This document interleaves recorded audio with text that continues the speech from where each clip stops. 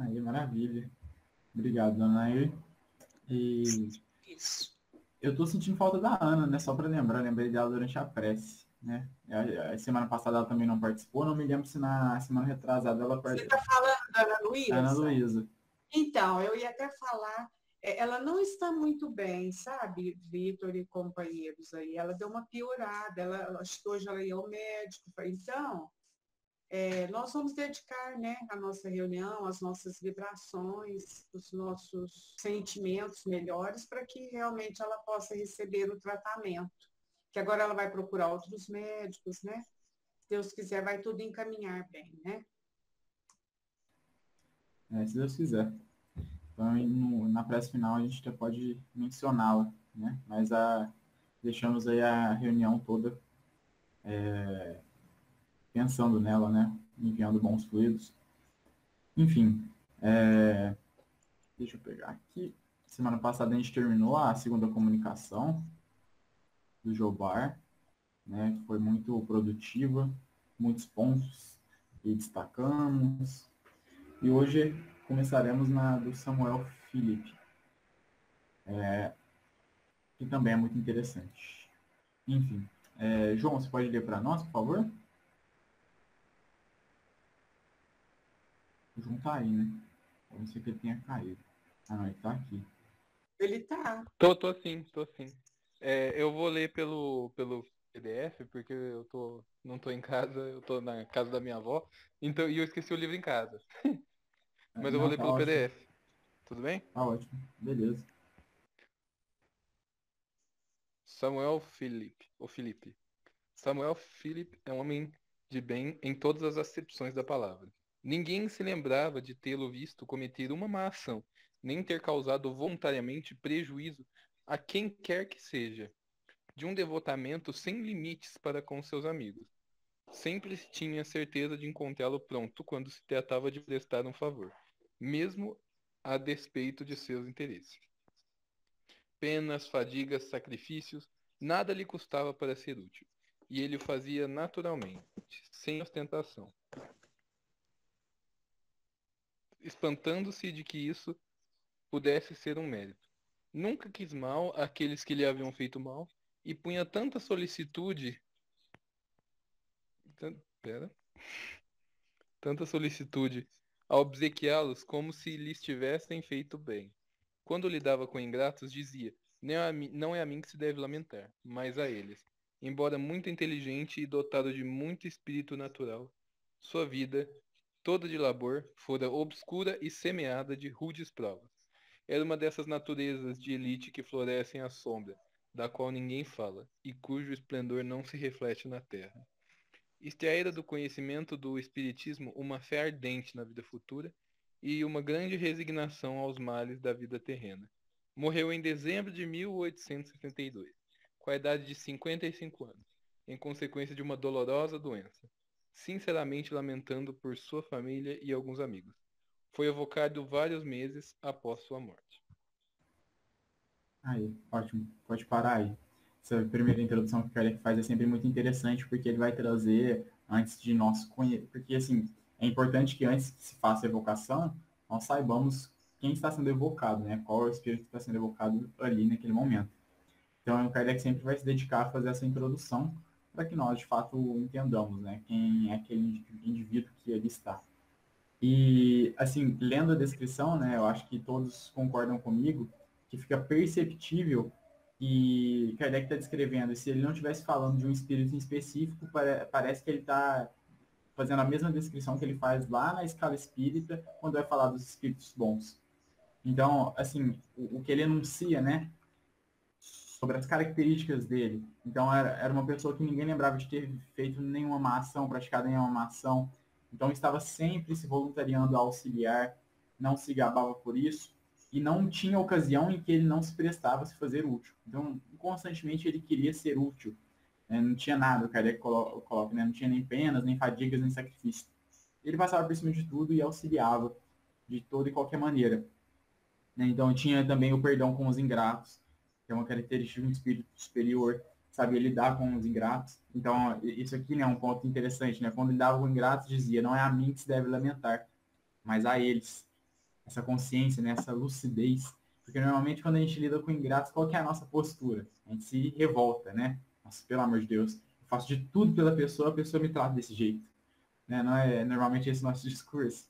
É o discurso do orgulho, porque a gente não está preocupado com o ato em si, a gente está preocupado com o que reverberará a partir da nossa ação, no sentido de elogios, no sentido de agradecimento, etc. Não que ser agradecido é ruim, tanto é que faz parte de uma boa educação a gente agradecer a coisas boas que recebemos, de fato. Mas quando isso não acontece, tem que ser de nossa parte, como o Espiritismo nos apresenta, saber lidar resignadamente com essa situação. Então, olha que interessante. E para mim, essa é uma característica muito, ainda um pouco mais demonstrativa de uma elevação. Porque normalmente a gente vê a grande parte das pessoas fazendo bem, às vezes até sacrificando boa parte de seus interesses, etc. Mas essa característica de lidar com os ingratos benevolentemente é uma característica difícil de ser vista. A gente pode ver em até pessoas que a gente percebe uma certa elevação, a dificuldade que se tem de lidar com a ingratidão, às vezes com o ódio que recebem, etc. Porque é difícil mesmo. Você saber lidar com situações em que você está recebendo pedradas, né? Então, normalmente, quando você está só fazendo bem, é mais fácil. Mas quando você tem que lidar com um ódio, lidar com rancor, lidar com a raiva, cria uma dificuldade, porque, querendo ou não, né, para nós, ainda espíritos imperfeitos, a gente tem um sentimento do orgulho, então a gente tem essa dificuldade de lidar com essa situação. Às vezes, só fazer o bem, a pessoa está passando por dificuldade, a gente já tem empatia, né? Ah, não, vamos ajudar. Às vezes a gente até sacrifica o interesse pessoal, mas esse tipo de situação, para mim, ela me aparenta ser um tipo de prova ainda superior, né, que a gente tem ainda um pouco mais de dificuldade de lidar. E, assim, e um outro ponto interessante, né, além de que ele tenha tido uma vida recheada aí de provas, como o Kardec coloca, rudes provas, um ponto muito interessante, que é um ponto que a gente precisa destacar, é, quando o Kardec coloca aqui, era uma dessas naturezas de elite que florescem à sombra da qual ninguém fala e cujo esplendor não se reflete na terra. O que ele quer dizer com isso? Que ele era o tipo de homem que não ficou conhecido entre os homens por ser bom. Não era conhecido entre os homens. Era um indivíduo que vivia sua vida comumente, no seu espaço, no seu serviço, com o seu ciclo social. Não era uma pessoa conhecida. E grande parte dos bons espíritos que pisam na Terra são assim. É a minoria que vai ser reconhecida, é a minoria que vai receber vanglórias e etc. Então, isso é muito importante a gente entender que não é porque o mundo inteiro não nos conhece que nós sejamos ruins, né? Porque, hora ou outra, às vezes, surge um espírito aí que fica um pouco mais famoso por praticar o bem, por, de fato, ter uma elevação intrínseca. Isso é normal que ocorra, né? Um espírito já evoluído receber, às vezes, as luzes do mundo. Mas, em grande parte, eles não receberão. E é provável que nós, às vezes, conheçamos algum espírito de caracteres semelhantes a esse, que não tem nenhum tipo de reconhecimento social. Porque e é interessante que nós percebamos que fazer o bem, ser bom, buscar a elevação e etc., burilar-se, né, aperfeiçoar-se, isso é um trabalho interno. E não necessariamente você vai fazer por todo mundo. Não necessariamente você vai abarcar o mundo todo. Mas se você trabalha ali com fervor, né, dedicando-se, com suor, a fim de que você consiga de fato melhorar, seja o meio em que você está, as pessoas que você lida, que sejam poucas as pessoas, mas que em grande parte ou em todas, né, se possível for, você consiga lidar com as dificuldades das provas que você passe, etc. Você consiga lidar com a ingratidão, você consiga doar-se, e etc. São características que vão fazer com que você se eleve, independentemente se você é ou não reconhecido pelo mundo, porque a gente sabe, muitas vezes o que o mundo aplaude não é o que Deus está aplaudindo, né? Então isso é muito interessante saber, é muito importante se ter em mente. Muitas vezes a gente quer os holofotes, a gente quer ser reconhecido, mas será que é isso que Deus quer? Né? Será que é esse caminho que Deus quer que nós trilhemos? Várias e várias vezes o mundo vai aplaudir coisas que Deus não aprova. E isso acontece e sempre aconteceu, né? Então é muito importante a gente falar e eu acho que é um ponto que é interessante a gente destacar também. Fora isso, alguém quer comentar alguma coisa? Não, é uma coisinha à toa. a minha tradução é do Evandro Noleto. E na minha tradução ele morreu mais novo, ele morreu com 50 anos, Vamos ver aqui no original. sabe, né? Vou pegar aqui no original. Vamos ver. Esse é o bom do Kardecpad, né? Porque a gente tem o original no francês. E aí fica mais fácil a gente ver.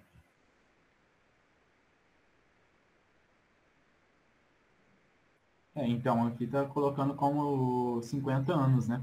Não como 55. Aí, no No original? original aqui tá como 50 anos. Ah, no tela de cima dela também. Talvez esteja errado aqui na tradução do Kardecpad. Aqui, ó. Só curiosidade. Sim, não fala nada de 55 anos. Provavelmente eles se equivocaram colocando.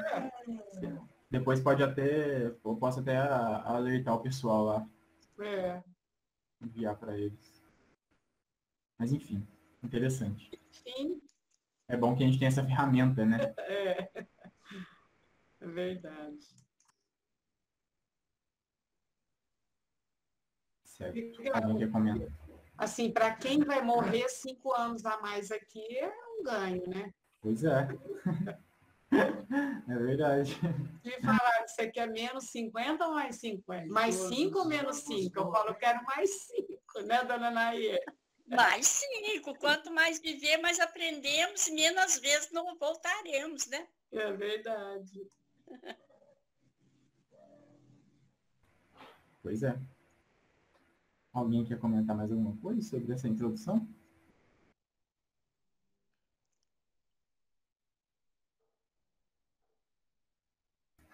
Não? Então a gente pode começar na leitura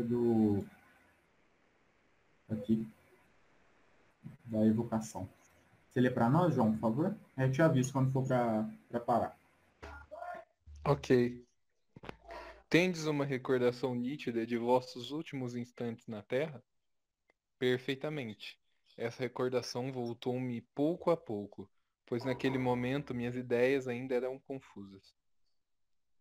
Gostaríeis, para nossa instrução e pelo interesse que vossa vida exemplar nos inspira, de descrever-nos como se efetuou para vós a passagem da vida corporal à vida espiritual, assim como vossa situação no mundo dos espíritos? De bom grado.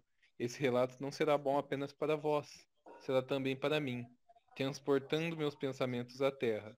A comparação me faz apreciar melhor ainda a bondade do Criador.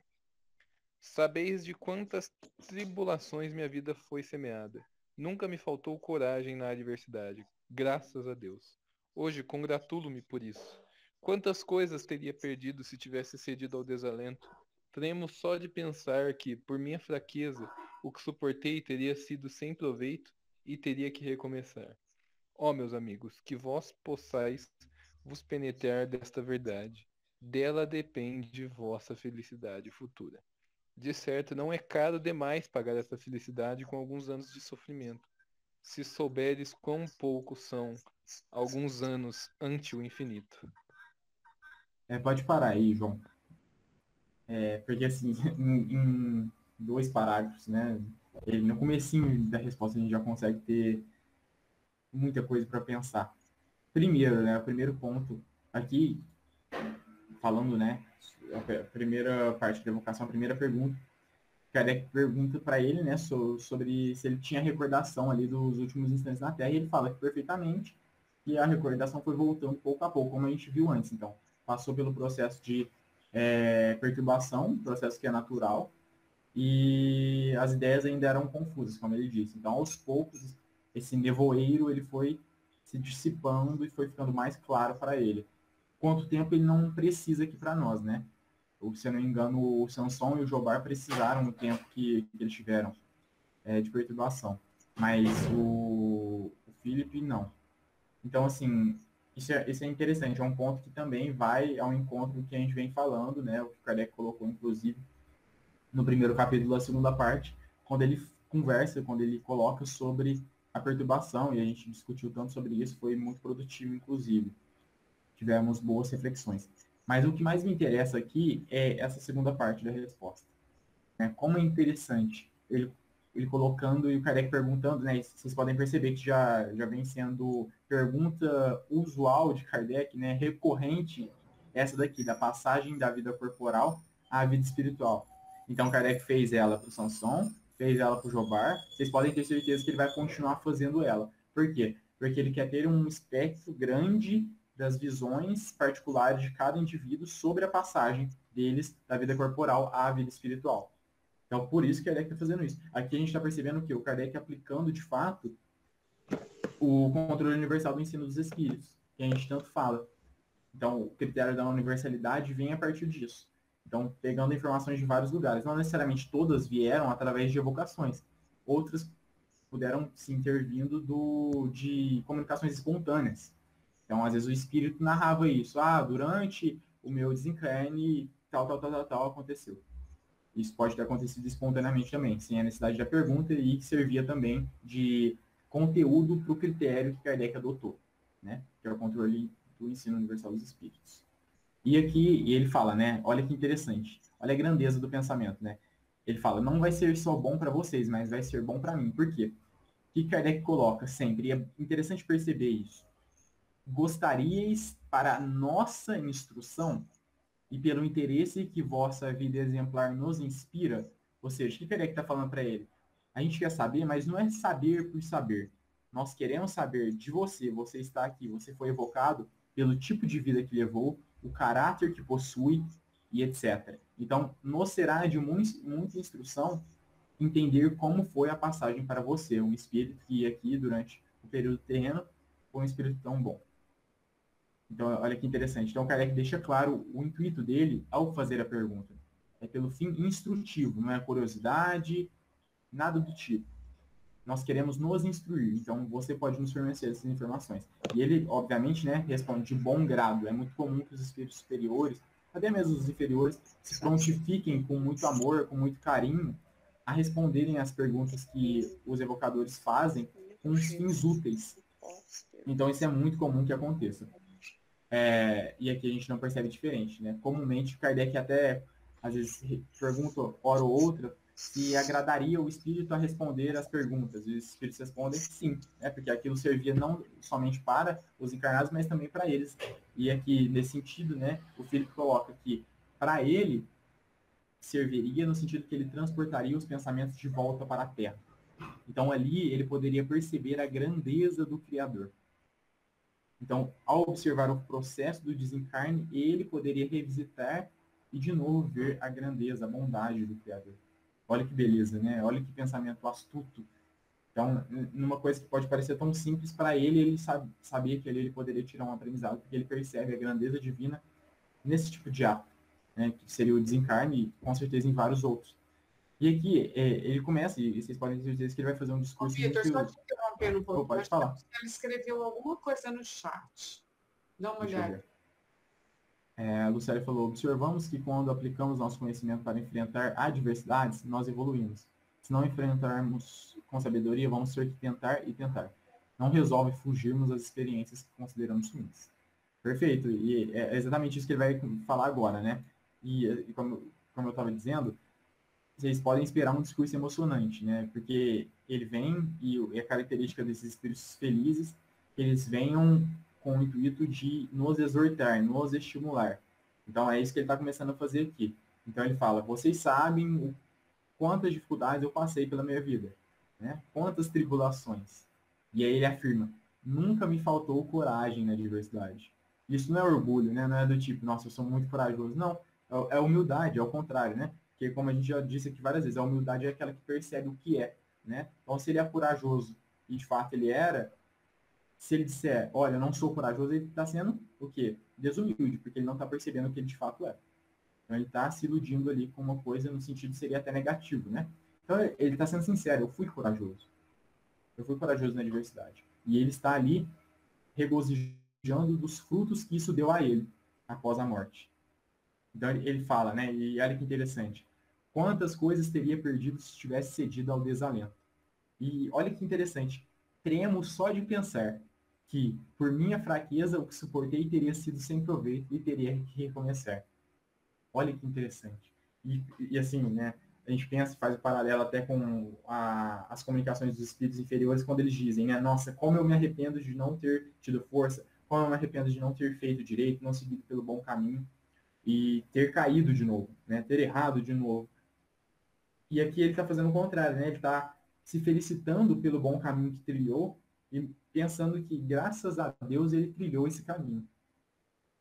Né, que ele treme só de pensar que ele poderia ter falhado por fraqueza, mas que ele suportou. Mas aí ele continua, né? Ele finaliza esse parágrafo dizendo, ó, meus amigos, que vós possais-vos penetrar dessa verdade. Dela depende vossa felicidade futura. Qual que é essa verdade que ele está falando?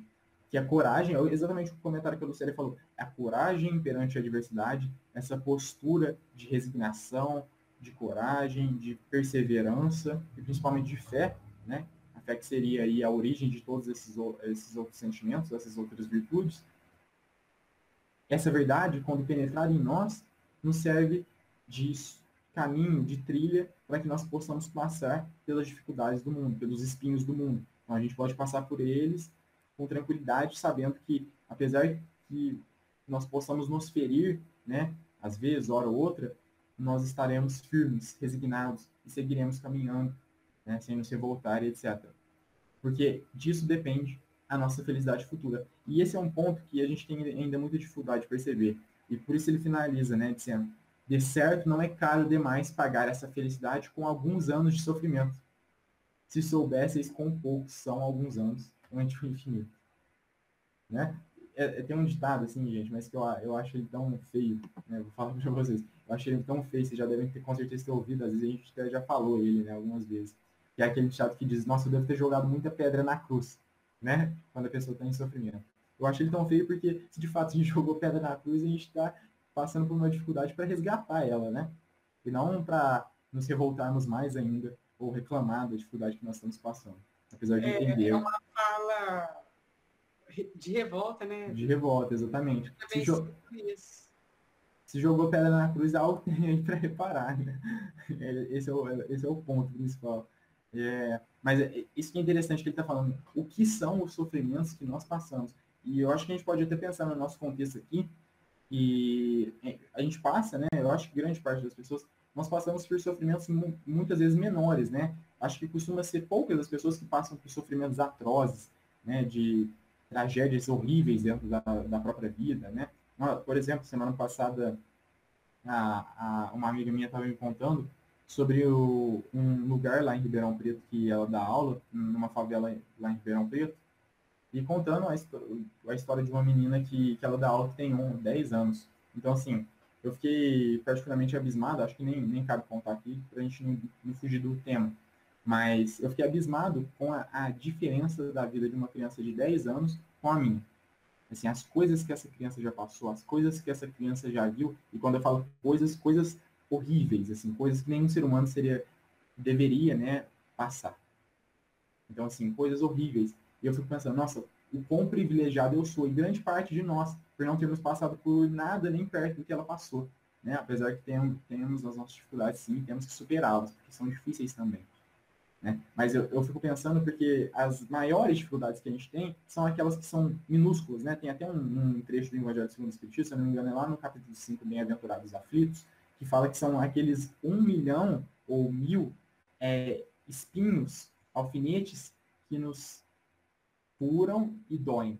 Então, não é porque a gente sofre, muitas vezes, de uma grande calamidade, mas são pequenas coisinhas que, em grande número, vão nos incomodando tanto. E a gente tem dificuldade de lidar com essas pequenas coisinhas, esses pequenos alfinetes, né? Na hora que eu passar a bola aqui para alguém, eu pesquiso aqui o trecho e coloco para vocês, porque é belíssimo. Ô, Vitor, é no Evangelho, segundo o Espiritismo. É no Evangelho. Fala que a vida é feita de mil nadas, que são como alfinetes que acabam por nos ferir. É isso aí. E regozijai-vos quando sofrer, bem dizer a Deus. Mais ou menos isso, eu adoro essa passagem. É lindo, exatamente, é isso aí. Porque você falou, a vida de maioria de nós, desculpa só te cortar um pouquinho, só para complementar, não é feita nem de grandes acontecimentos felizes, nem de grandes acontecimentos tristes, né? É o que fala essa passagem. Nossa vida é feita de mil nadas, que são o dia a dia, É a convivência com o outro, convivência familiar, problemas que a gente passa no trabalho, um sofrimento, uma perda, né? Claro que tem pessoas que passam por, igual você falou, né? No fórum também eu convivo com isso, tem gente que passa por problemas terríveis. Mas a maioria de nós são os mil nadas diários, né? Que vão nos cansando às vezes, né? Vão nos martirizando. Exatamente, você falou muito bem, né? É isso aí. Poucos de nós vivem grandes felicidades e poucos de nós vivem grandes tragédias, né? É mais comum que a gente tenha uma vida ali mais mediana, né? Mais tranquila. Mas pode acontecer com todos os dois, né? A gente ter grandes felicidades e grandes tragédias. Então, é basicamente isso, né? As nossas maiores dificuldades são esses milnadas do dia a dia, esses acontecimentos do dia a dia, porque eles ocorrem mesmo. É o contato com o filho, é o contato com o irmão, é o contato com o pai, com a mãe, com o amigo, às vezes uma coisa na internet, às vezes uma coisa no trabalho, uma coisa na escola, na faculdade. São essas coisinhas que nós vamos vivenciando, e às vezes com nós mesmos, né? Que nós temos que lidar com os nossos desejos, ou, enfim, doenças, etc. São tantas coisinhas, né? Que a gente sabe, de fato, quando nós estamos em momentos mais tranquilos, em momentos de meditação, nós sabemos que são coisas pequenas, mas que na hora que nós vivenciamos parecem tragédias, assim, indizíveis, né? Que a gente tem extrema dificuldade de lidar. Mas é interessante porque esse tipo de texto nos exorta exatamente a lidar com esses mil nadas. São esses alfinetes que nos machucam, que nos ferem, mas que nós sabemos que são pequenos. E que um pouco de coragem de nossa parte, um pouco de vontade de vencê-los é capaz para passar por isso.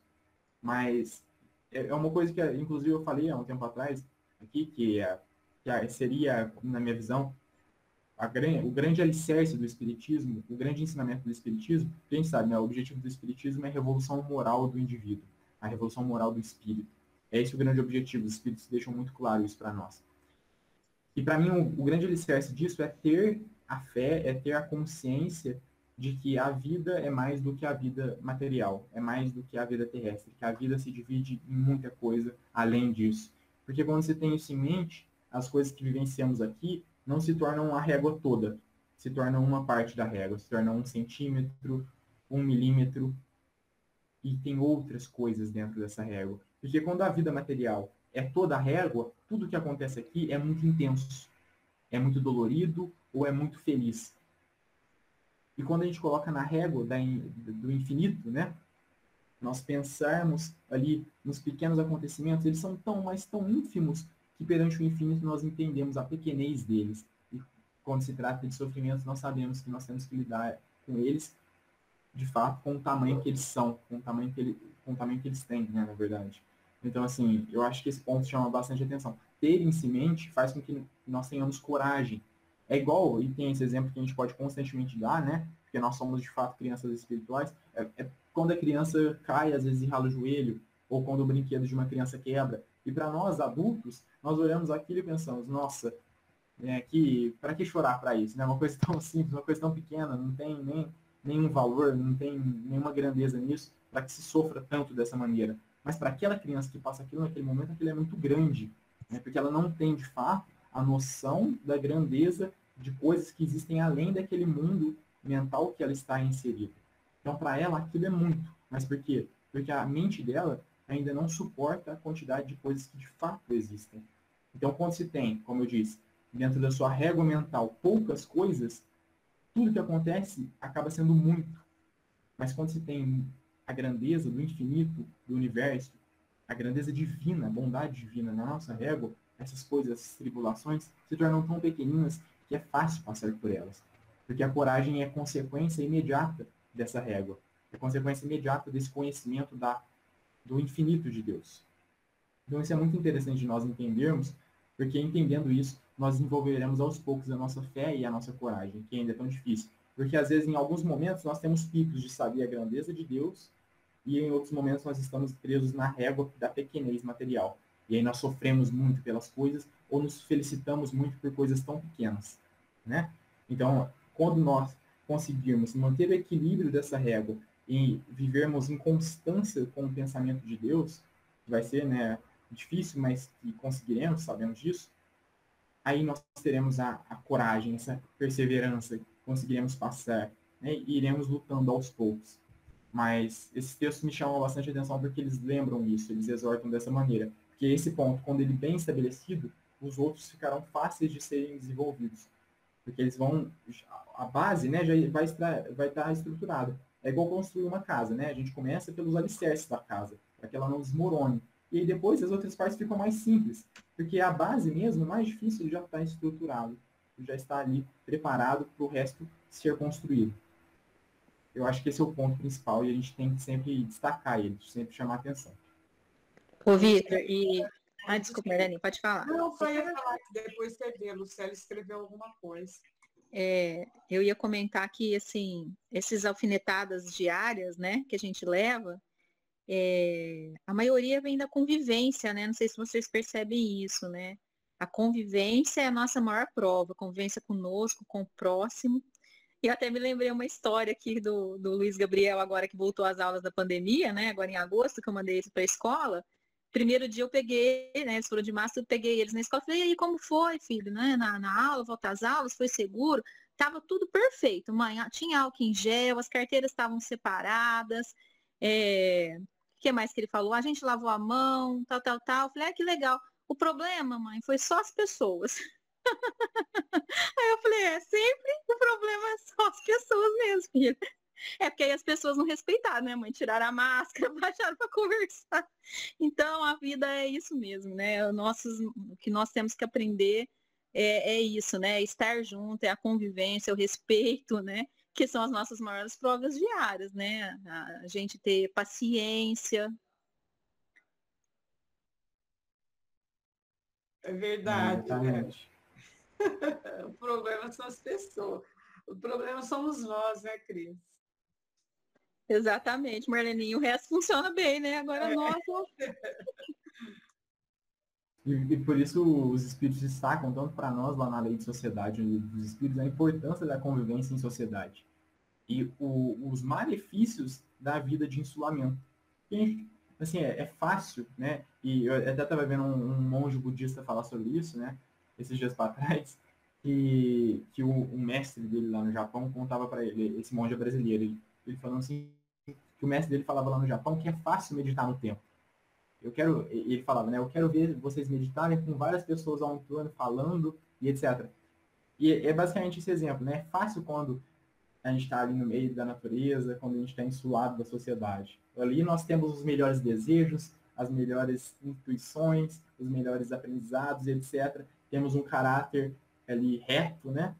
Mas quando a gente entra em contato com outras pessoas, é o momento de ser testado, né? Daquilo que nós tanto adoramos, daquilo que nós tanto admiramos, ser posto em prova. É esse o momento. E é aí que nós temos tanta dificuldade.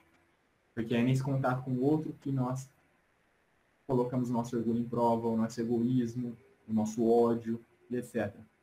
Mas, e é interessante porque a gente sempre volta nesse ponto, né? Sempre que falamos de moral, é sempre esse o ponto que nós voltaremos. Porque são os primeiros princípios que nós ainda falhamos, né? Porque quando a gente acertar eles, o resto, como eu disse, vai ficar mais fácil. Quando a gente começar a acertar esses pontinhos principais, o resto vai começar a andar com mais facilidade, né? É basicamente igual quem está aprendendo a andar de bicicleta, né? No princípio é difícil, mas depois que você pega, ó, vai tranquilo, você vai com facilidade, você pedala quilômetros. É esse processo que a gente está aprendendo ainda a andar de bicicleta, né? A Lucélia fez uma pergunta aqui, só vou ler para nós, e aí eu comento. Vitor, não é egoísmo de nossa parte não reconhecermos que essas dificuldades são pequenas? Já não estamos no tempo de percebermos isso? A Lucélia basicamente perguntou para nós se não é egoísmo da nossa parte ainda não perceber que as dificuldades que vivemos são pequenas. Eu acho que eu não diria egoísmo, Lucélia, eu não vejo como o egoísmo se enquadraria aí, mas eu vejo como, de fato, o orgulho, né? O orgulho que não se deixa perceber. Então, e principalmente eu acho que a revolta, né? De certa maneira, é até difícil para nós precisar sobre isso, mas um fato que a gente pode com certeza saber é que é característica da nossa imperfeição ainda não perceber a pequenez das dificuldades que vivemos, né? A gente ainda insiste em tê-las como grandes, como, né, tragédias de fato. Então, acho que é característica da nossa imperfeição, porque aos poucos, quando formos evoluindo, essas coisas passarão a ser pequenas, né? Como é o exemplo desse espírito. Porque aqui a gente vê a demonstração de alguém que já percebia que as tribulações não eram tudo, que as tribulações eram pequeninas, e por isso conseguiu passar por elas com coragem, com perseverança. Né? Mas com certeza é característica da nossa imperfeição, isso a gente pode bater o martelo. Enquanto somos imperfeitos, teremos dificuldade em lidar com as dificuldades da vida. Mas ao passarmos esse período, nós conseguiremos lidar com confiança, com coragem e etc. Alguém quer comentar alguma coisa sobre isso? É engraçado, né, Vitor? Quando a dor bate na nossa porta, a gente fala, não, o que é isso? Não tem aquela serenidade, né? Assim, estou falando, claro que tem pessoas que têm, né? Estou até me incluindo aí nessas que não têm. A gente já quer tirar logo, né? Quer que tudo caminhe bem. Mas, na realidade, são os convites, né? Para a gente se tornar uma pessoa melhor, talvez mais humilde, entender a dor do outro, né? Porque enquanto está lá só no vizinho, parece que a gente não entende direito, né? Não entende direito. Precisa vir na nossa porta mesmo, né? A gente tem muita dificuldade de lidar com coisas que fogem da regularidade da nossa vida. Quando são coisas boas, nós nos alegramos muito. Né? Mas quando são ruins, nós queremos que volte ao normal rápido. Não é? Então a gente quer que a vida se mantenha regular constantemente. Então que ela nunca se modifique. E a gente permanece nessa constância que é tão ruim para nós. Que a gente fica imaginando que a vida vai ser aquilo do jeito que é para todo sempre. Mas não vai ser dessa maneira. Então eu acho que falta para nós até o próprio esclarecimento que seria anterior a essa coragem de vencer as dificuldades. O conhecimento de que as coisas mudam, de que as dificuldades existem, de fato a gente pode chamar de um pragmatismo, de deixa eu achar uma palavra que talvez seja mais comum a todos, mas que seria a sinceridade de encarar a realidade como ela é. E a realidade como ela tem tragédias, ela tem dificuldades, ela tem momentos bons também, tem felicidades e etc. Então, se a gente tivesse um pouco mais desse pragmatismo, desse realismo para encarar a realidade, nós viveríamos muito melhor. Por mais que esse realismo parasse só no esclarecimento intelectual, por mais que nós ainda não tenhamos desenvolvido a coragem, etc. Nós teremos ainda muito forte em mente que esse esclarecimento fará com que nós consigamos passar com maior facilidade, entendendo que aquilo faz parte da existência, sendo até muitas vezes materialista. A gente pode encontrar muitos materialistas que serão pragmáticos com as dificuldades da vida. Mas aí, esse esclarecimento seria, obviamente, o primeiro passo, né? Porque para que a gente possa desenvolver a coragem, primeiro a gente precisa entender aonde nós aplicaremos, o que é essa coragem, etc., para que nós possamos desenvolver ela. Né? Então, entendendo a situação, tendo esse realismo para encarar as coisas do mundo, nós teremos muito mais facilidade para viver. Sabendo que as coisas são como de fato são, encarando, aceitando a realidade como ela é, nós teremos uma facilidade muito maior. Só o esclarecimento ele já nos ajuda muito. Quando a gente vive em negação da realidade, a gente sofre não só pelas coisas que acontecem, mas pelo nosso próprio sofrimento dentro da nossa própria cabeça. Quando a gente só sofre pelas coisas que o mundo nos entrega, é menos sofrimento. Mas quando a gente sofre e se aflige pelas coisas que nós criamos, pelas ilusões, por essa vontade incessante de querer que as coisas não sejam ruins, né? Porque às vezes a gente, quando acontece uma coisa ruim, aquilo pode gerar um trauma e a gente quer viver num mundo que não existe na nossa cabeça. Então a gente cria mecanismos de fugir daquele momento. Né? E eu nem estou falando às vezes de drogas, etc., mas de mecanismos mentais que nós tentamos fugir ou tentar encarar a realidade como ela não é. Né? Isso acontece muito. Então é importante que nós o primeiro passo, entender como a realidade funciona. Isso acontece? Isso existe? Beleza, então isso também pode acontecer comigo. Né? Então, esse tipo de pragmatismo que ainda é tão difícil. E a partir disso, nós vamos desenvolver, nós espíritas, naturalmente a coragem. Porque com esse entendimento, a gente vai saber que temos que ter coragem para passar por essas provas porque elas existem e são comuns. Né? Então, ser realista para um espírita não é só saber que as coisas do mundo material acontecem, mas que coisas muito maiores existem. E isso faz parte, inclusive, da expansão dessa régua que a gente está colocando aqui metaforicamente, né? que seria a expansão para essa régua divina, né? Entender todo o espectro divino e não só o espectro da matéria, que comumente é o que nós colocamos. Eu costumo dizer assim, sabe, Vitor, o que vai na casa do meu vizinho, eu posso esperar que pode vir na minha, né? Porque eu não sou melhor que ele. Se meu vizinho aí, no sentido geral, claro, se a outra pessoa que eu conheço está passando por isso, eu também posso passar. Ou acho que eu estou blindado, né? E isso, assim, tem me facilitado em algumas coisas, porque quando vem eu falo, foi no vizinho, agora é minha vez. Deixa eu enfrentar, né? E como a gente até inclusive falou antes, né, a morte é uma dessas coisas. A morte é uma dessas coisas que nós não nos iludimos que não existe, ou pelo menos que não acontece conosco, né? Quando eu falo conosco, eu falo com as pessoas que vivem ao nosso redor, né? Porque eu acho que a morte muitas vezes mais fácil de lidar, né, para a grande parte das pessoas é a própria morte, né? Óbvio que tem aqueles que não querem morrer de maneira alguma, né? Mas quando se perde alguém, é um sofrimento de uma vida, né? Então você continua ali sem a pessoa, né? Quando você morre, é você que está partindo.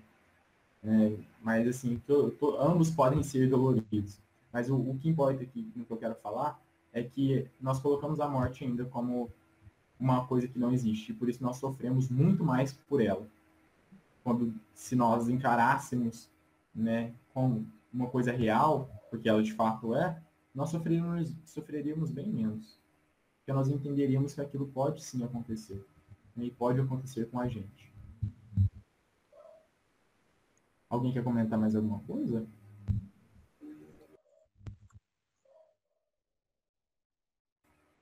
Não? Então vamos continuar o texto. Você lê para nós, João, por favor? Leio sim.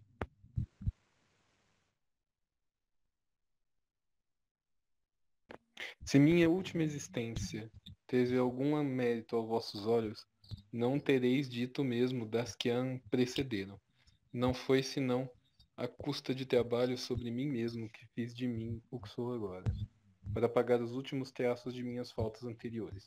Precisava ainda suportar estas últimas provas que aceitei voluntariamente. Extraí da firmeza de minhas resoluções a força de suportá-las sem murmúrio. Hoje bendigo essas provas, porque por elas rompi com o passado, que é para mim apenas uma recordação, e posso doravante contemplar com legítima satisfação o caminho que percorri. Ó vós que me fizestes sofrer na terra, que fostes duros e mal intencionados comigo, que me humilhaste e mergulhaste na amargura, cuja má fé me reduziu muitas vezes às mais duras privações. Não só eu vos perdoo, mas vos agradeço. Querendo fazer-me mal, não suspeitáveis de que me fazeis tanto bem. Porém, é verdade que em grande parte a vós que devo a felicidade de que gozo, pois forneceste-me a ocasião de perdoar e de pagar o mal com o bem. Deus colocou-vos no meu caminho para pôr à prova a minha paciência e me exercitar na prática da caridade mais difícil, a do amor por seus inimigos. Não vos impacienteis com essa digressão. Chego ao que me perguntais. Aí tá ótimo. Assim, as falas dele estão sendo muito profundas e densas. Porque ele está sintetizando muita coisa em poucas palavras. E, inclusive, isso é uma característica de um bom escritor, né? Colocar grandes coisas, grandes discursos em questão moral, em questão de profundidade, em poucas palavras. E aqui ele coloca, né? Isso, olha que interessante, né? Tem algum microfone aberto, tá dando. Acho que é o da dona Dilma. Você consegue fechar, Marleninha? Ah, ela fechou. Tá ótimo. Aqui, assim, isso me chama bastante atenção, a humildade dele, né? Ao tratar sobre as dificuldades. Ele coloca que se minha última existência teve algum mérito aos vossos olhos, não tereis dito o mesmo das que a precederam. Olha que interessante. Então, o que ele está mostrando para nós? Olha, se dessa vez eu acertei, se dessa vez vocês perceberam que eu acertei, é porque vocês não ouviram as outras. Né? Isso é humildade, gente. É ele falando para nós, olha, eu sou igual a vocês. Né? A gente está trilhando o mesmo caminho. Eu errei e errei muito antes. Isso é muito interessante, é fantástico. E é que ele coloca um ponto, né? Por isso que eu tô falando assim, a fala dele é muito densa. Ele coloca aqui, não foi senão a custa de trabalho sobre mim mesmo que fiz de mim o que sou agora. Ou seja, quem me molda, quem me aperfeiçoa, sou eu. Eu nunca vou conseguir melhorar a Marlene, eu nunca vou conseguir melhorar a Verinha, nem ninguém aqui, e ninguém vai conseguir me melhorar. Só eu consigo me melhorar e só cada um de nós conseguimos melhorar a nós mesmos. Isso é importantíssimo de se entender. Então é só à custa de nosso próprio trabalho sobre nós mesmos que melhoraremos. Se não pensarmos assim, não evoluiremos. É importante ter isso em mente, né? Aqui ele tá mostrando, né, a trajetória. E ele coloca, né? Para apagar os últimos traços de minhas faltas anteriores, precisava ainda suportar essas últimas provas que aceitei voluntariamente. Ou seja, não foi uma aprovação imposta a ele. Ele aceitou voluntariamente, né? Olha que interessante. Então já nem era expiação, né?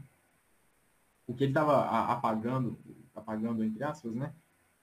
No termo que ele coloca aqui, né? Apagar os últimos traços de minhas faltas anteriores, precisava ainda suportar essas últimas provas que aceitei voluntariamente. Então eram provações que ele estava vivendo, não eram expiações, né? Esses traços de minhas faltas anteriores seriam, de fato, as características que ele ainda guardava de quem ele foi, das faltas que ele cometeu anteriormente.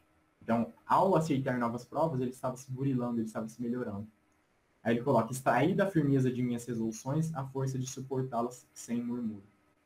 Então, da mesma forma que ele teve firmeza, né, e a partir dessa firmeza, para resolver o que ele passaria, as provas que ele passaria, ele tirou dessa firmeza a força para suportar essas escolhas que ele fez, essas provas que ele escolheu passar na vida terrestre.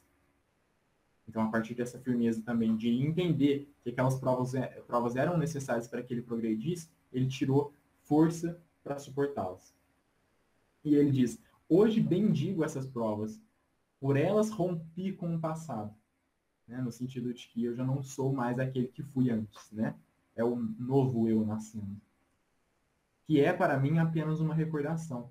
E posso, doravante, contemplar com legítima satisfação o caminho que percorri. Então, é aquele aluno, né, que passa por dificuldades de aprendizado, tem dificuldade de estudar, erra, se dá mal, mas que aos poucos persevera e vai entendendo o caminho que deve trilhar. Quando está lá no topo, após ter conquistado tudo que almejava, olha para trás e bendiz as dificuldades que passou, porque elas fizeram com que ele se tornasse quem é ali naquele momento. Isso é muito bonito. É lindo perceber que esse caminho, todas as dificuldades que nós ainda, né, mal dizemos, as dificuldades que que fazem com que nós nos revoltemos contra Deus, essas serão benditas por nós ainda um dia, quando nós percebemos que elas são importantes para nós. Então tem até um ponto que o Leon Denis ele insiste bastante dentro das suas obras, que é dizer sobre esse abraçar a dor, né? Ir ao encontro da dor e abraçá-la, entender que ela faz parte, né? Saber lidar com ela. Tem até a passagem muito famosa de quando São Francisco de Assis chama a dor, né? Quando ele estava com aquela doença do deserto nos olhos, ele, naquele período, infelizmente, a medicina ainda é muito precária, e ele tem que pegar e cegar os dois olhos em brasa quente, porque não tinha outra forma de parar com a dor que ele sentia. Então, obviamente, ele sentiu muita dor, não havia anestesia naquele período, e ele agradece, ele chama a dor de irmã dor, né? Ali já no entendimento do que a dor de fato é, né? Que aquilo estava chegando para ajudá-la. Eu costumo dar o exemplo do parto, né? Do parto, que se for focado só no momento do parto mesmo, é tão dolorido, mas que depois traz inúmeras felicidades. Eu costumo dizer que se alguém acordasse naquele momento só do parto e estivesse passando pelas dores do parto, não entenderia o que está ali acontecendo. Não está entendendo o que ela está parindo ali naquele momento. Né? No sentido metafórico, as felicidades que surgirão dali, né? A grandeza que surgirá daquele momento de dor. Então, saber passar por essas dificuldades faz com que nós tenhamos esses filhos que serão os nossos sentimentos, né? Num sentido metafórico. Então, isso é muito interessante, isso é muito belo. Esse entendimento da dor, entendê-la, abraçá-la, saber lidar com ela para poder superá-la. Esse é o mais importante. não é abraçar a dor e ficar ali abraçado com ela, sofrendo. Não, é abraçar a dor no sentido de entendê-la. Entendê-la muitas vezes e muitas vezes entender a nossa incapacidade, às vezes, de mudá-la. Quando se trata, às vezes, de uma dor exterior, por exemplo, a perda de alguém, uma doença, coisas que nós, às vezes, não conseguiríamos mudar naquele momento, abraçá-la e entendê-la vai trazer a paz para nós. Porque esse entendimento vai fazer com que nós percebamos que essa dor é passageira, que essa dor faz parte de algo maior do que ela aparenta para nós naquele momento. Né? E aí ele continua aqui, né? E esse é o mais interessante, que até um ponto que a gente destacou antes, né? Ó vós que me fizeste sofrer na terra, fostes duros e mal intencionados comigo, que me humilhastes e me mergulhastes na amargura, cuja má fé me reduziu muitas vezes às mais duras privações. Não só eu vos perdoo, mas vos agradeço. Gente, isso para mim assim, é característica de um espírito superior. Não é fácil fazer isso. Quantos de nós, muitas vezes, já não fomos humilhados e nos revoltamos com a humilhação, né? Mas essa pessoa acha que é quem para me humilhar, né? E achando que aquela humilhação nos faz inferior. Né? Olha que pequenez ainda do nosso pensamento. Achar que uma pessoa nos humilhar nos faz menor do que somos. Quando nunca a humilhação está sendo ali um caminho que Deus está nos ofertando para que nós trilhemos ele e superemos o nosso orgulho.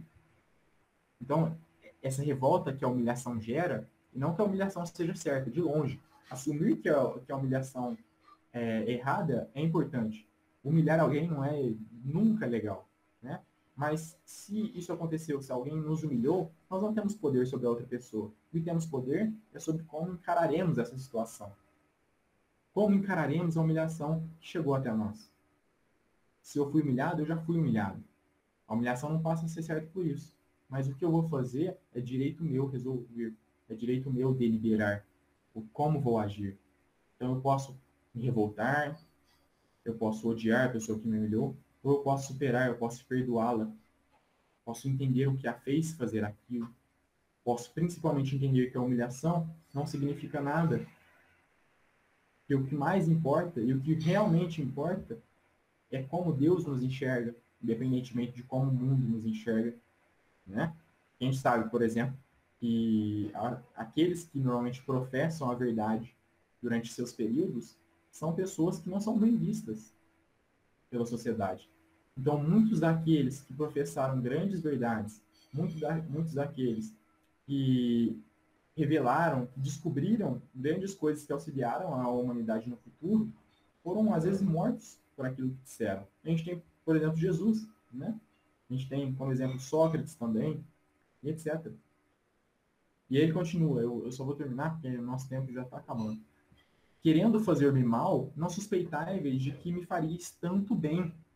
Porém, é verdade que é em grande parte a vós que devo a felicidade que gozo, pois forneceste-me a ocasião de perdoar e de pagar o mal com o bem. Deus colocou-vos no meu caminho para pôr a minha prova, para pôr à prova a minha paciência e me exercitar na prática da caridade mais difícil, a do amor por seus inimigos. Como eu havia dito, né? É muito mais fácil a gente fazer caridade para quem nos ama, é muito mais fácil a gente só fazer a caridade, mas o perdão, o amor pelos inimigos é o mais difícil.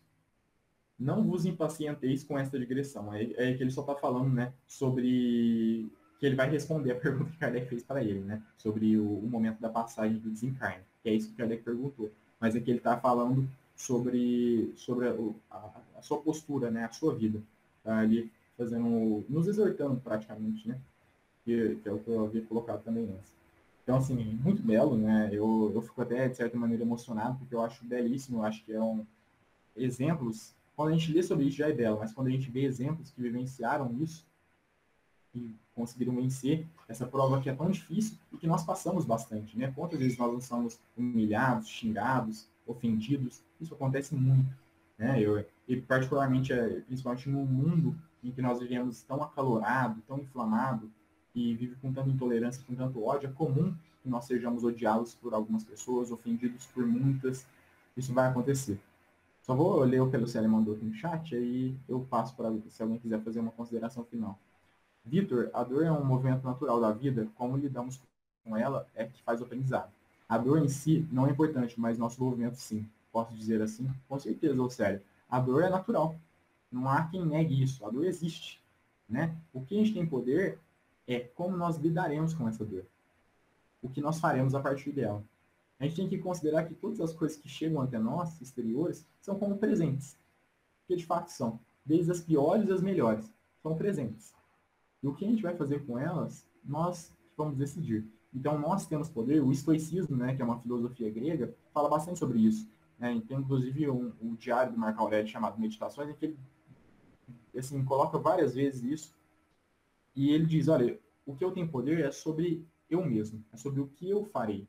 Sobre as minhas escolhas. Sobre a forma que eu me portarei perante dificuldades. Isso eu tenho poder. Mas eu não tenho poder para conseguir mudar as coisas que estão além do meu alcance. Então, as pessoas que pensam diferente de mim e etc. O que a gente pode fazer é dar o nosso exemplo, é saber lidar com esses presentes que a vida nos dá, tanto os bons como os ruins. Né? Saber lidar com eles é o mais importante, é isso que a gente tem capacidade de fazer. Né? É esse o nosso poder aqui na Terra.